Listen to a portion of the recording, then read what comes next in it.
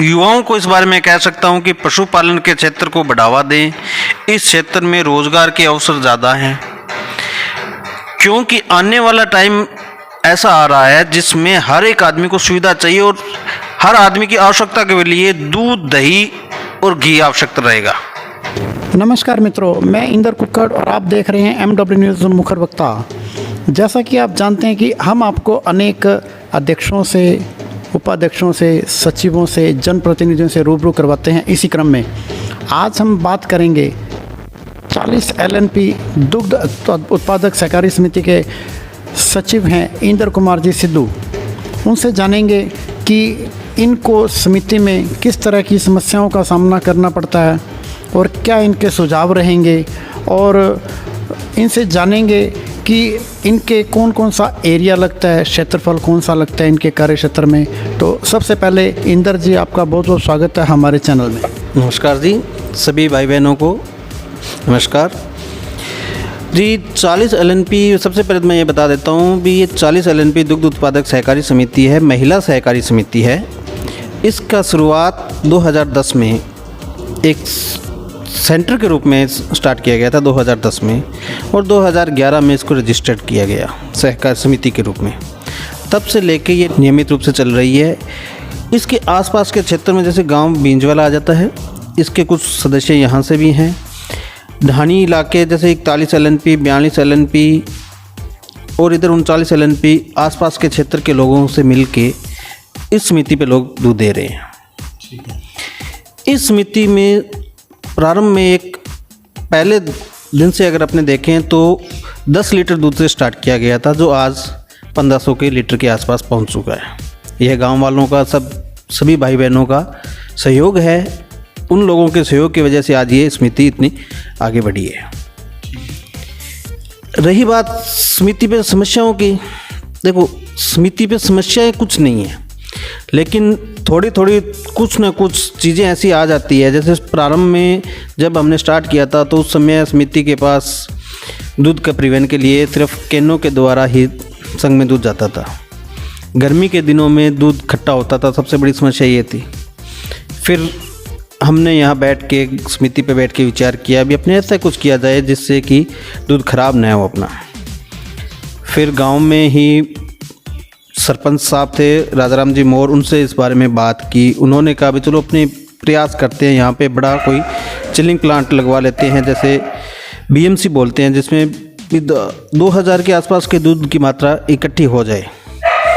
तो उनके प्रयास से, उनके सहयोग से यहाँ यह एक BMC सेंटर स्टार्ट कर दिया गया। ये सेंटर 2017-18 से स्टार्ट किया गया। इसकी क्षमता 2000 लीटर तक का है।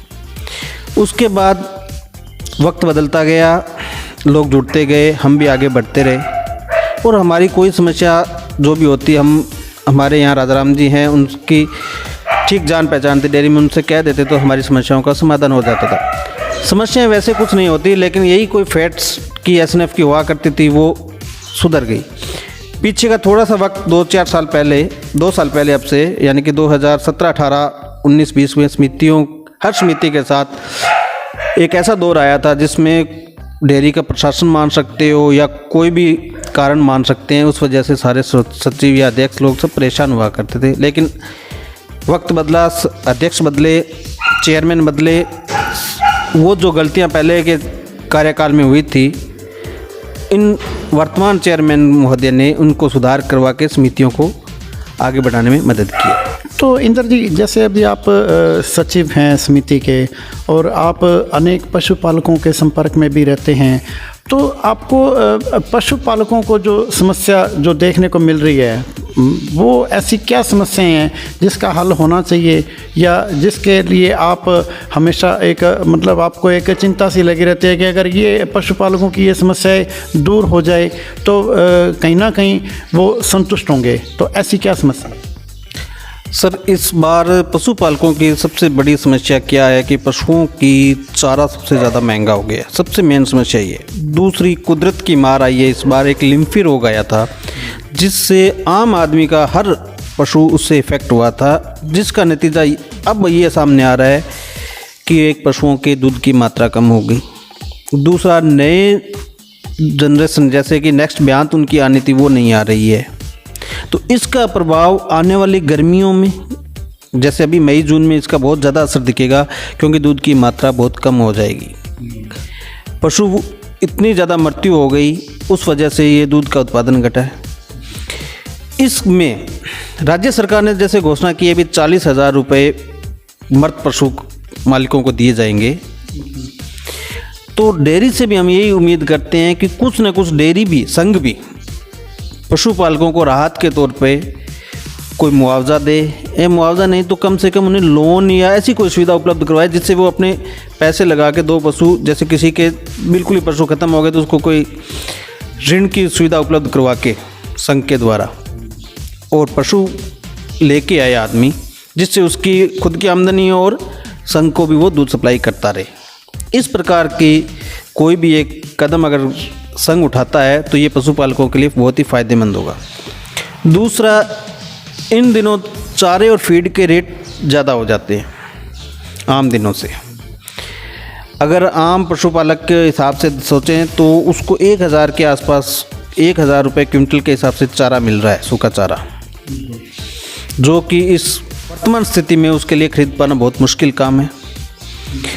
तो इसके लिए भी सरकार को चारे पे कुछ न कुछ सब्सिडी वगैरह या कुछ न कुछ ऐसा प्रबंध करना चाहिए जिससे कि पशुपालकों को राहत मिल सके। समय समय पर संघ पूर्व में भी लगाता रहा है पशुओं के बारे में चिकित्सा संबंधी कैंप, और संघ को आवश्यकता भी है इस समय भी। ऐसे लिम्पी रोग के बाद पशुओं में समस्या आ रही है रिपीट ब्रीडर की, पशु बार बार फुराव कर रहे हैं या पशु हीट में नहीं आ रहे, इनफर्टिलिटी के। तो संघ को भी ये चाहिए कि समय समय पर, जैसे पहले वो महीने में 1 कैंप लगा रहे थे, 2-2 महीने में 2 या 3 कैंप प्रत्येक समिति पर आयोजन करवा के, और ये बांध निवारण की या जो पशु बार बार फुराव कर रहे हैं उनकी समस्याओं का समाधान करे, जिससे पशुपालकों को फ़ायदा हो, तो आने वाले दिनों में दूध की मात्राओं को बढ़ाया जा सके। तो इंदर जी, जैसे अब आप सचिव हैं, तो अभी जो वर्तमान में जो 40 NP समिति है अपनी, इसके अंदर आप मुख्य रूप से सुविधाएं क्या क्या दे रहे हैं पशुपालकों के लिए, ग्रामीणों के लिए? सर, 40 LNP दुग्ध उत्पादक सहकारी समिति पे सुविधा जैसे संघ से हमें मिलता है। जैसे पीछे इस बार हमारे यहाँ मक्का का बीज आया था, तो मक्का का बीज दुग्ध उत्पादकों, जिन लोगों का दूध समिति पे आ रहा है उन लोगों को मक्का का बीज फ्री दिया गया था। और अभी ये जई का जो सीज़न था, इस दौरान भी जई का बीज भी पशुपालकों के लिए संघ ने निःशुल्क उपलब्ध करवाया था। वो संघ के समिति के सदस्य जिनका नियमित रूप से दूध आ रहा है उनको वो फ्री दिया गया था। इसके अलावा संघ समय समय पर बांध निवारण के कैंप लगाता है। तो समिति के जो सदस्य होते हैं, यानी कि जो समिति के सदस्य से मतलब ये है भी जो समिति पे दूध दे रहे हैं, उन लोगों को उनके पशुओं से कोई संबंधित समस्या, जैसे पशु बोल नहीं रहा है या पशु बार बार रिपीट हो रहा है, तो उनके लिए मिनरल मिक्सर, डीवर्मर जैसी प्राथमिक उपचार की सुविधाएं निःशुल्क दी जाती हैं।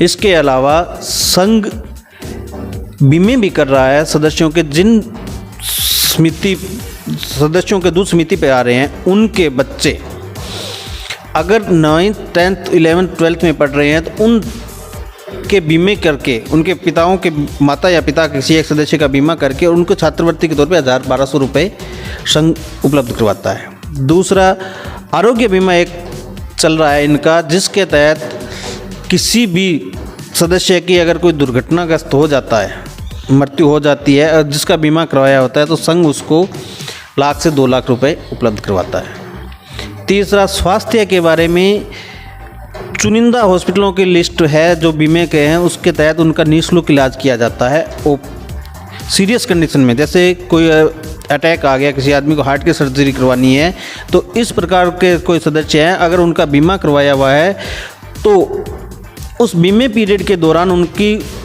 वो चिकित्सा सुविधा निःशुल्क हो जाती है। 50 से 70 हज़ार के बीच तक कैशलेस है, उसके बाद उनका बिल पास होके उनको वापस रिफंड हो जाता है। चुनिंदा हॉस्पिटलों की इनकी लिस्ट होती है, उसी में ये सब सुविधा दी जाती है। तो इंदर जी, आप जैसे अब समिति के सचिव होने के नाते आपके जो मिलने वाले हैं शुभचिंतक हैं और आपके जो दुग्ध उत्पादक हैं और संचालक मंडल हैं, उनको आप विशेष रूप से अपील और संदेश क्या देना चाहेंगे? सर जी, अपील विशेष में तो क्या है, मैं तो युवाओं को इस बारे में कह सकता हूं कि पशुपालन के क्षेत्र को बढ़ावा दें। इस क्षेत्र में रोज़गार के अवसर ज़्यादा हैं, क्योंकि आने वाला टाइम ऐसा आ रहा है जिसमें हर एक आदमी को सुविधा चाहिए और हर आदमी की आवश्यकता के लिए दूध, दही और घी आवश्यकता रहेगा। और आने वाले टाइम में जिस प्रकार से युवा इन पशुपालन से दूर जा रहे हैं, तो आने वाले टाइम में ये दूध, दही अपने को सब कृत्रिम मिलेगा, जो कि अपने स्वास्थ्य के लिए हानिकारक होगा। इसलिए इस लाइन को आज ही अपना, जिनको कोई और काम रोज़गार नहीं मिल रहा है वो पशुपालन की तरफ ध्यान दें, उनको अपने रोज़गार के आय के साधन बढ़ाएं। दूसरा, जगह जगह मैं गांव वालों से और सभी से ये कहता हूँ कि प्राइवेट सेक्टर आ रहा है, दूध का प्राइवेट मार्केट चल रहा है, लेकिन प्राइवेट डेयरियाँ 4 दिन आती हैं। आज जो आपका दूध लगना है 20 रुपये, 30 रुपये, 35 रुपये, वो उसको 50 रुपये बोल के चली जाती है। आप उनको 10 दिन वो दूध दोगे, लेकिन इस चीज़ की उनकी कोई गारंटी नहीं होती प्राइवेट सेक्टर की, वो आपको पैसे रिफ़ंड करेंगे, देंगे या नहीं देंगे। इसलिए मैं आप सभी लोगों से विनती करता हूं कि आप सहकारी समितियों से जुड़ें। मैं नहीं कह रहा मेरी ही सहकारी समिति से जुड़े, और भी सहकारी सर्च की और भी समितियां हैं, उनसे जुड़ें, जहां से आपकी पैसे की गारंटी सेफ रहती है और आपको दूध का उचित मूल्य भुगतान हो और समय पर हो सके।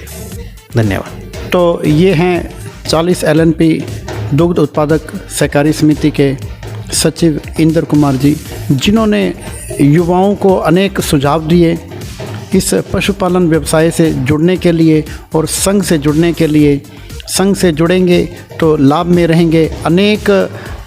अनेक सुविधाएं इस समिति द्वारा, यानी संघ के द्वारा, सरस डेयरी के द्वारा दी जाती हैं और इन समितियों का फ़ायदा उठाएं। तो ठीक है जी, MW न्यूज़ मुखर वक्ता में समय देने के लिए बहुत बहुत धन्यवाद।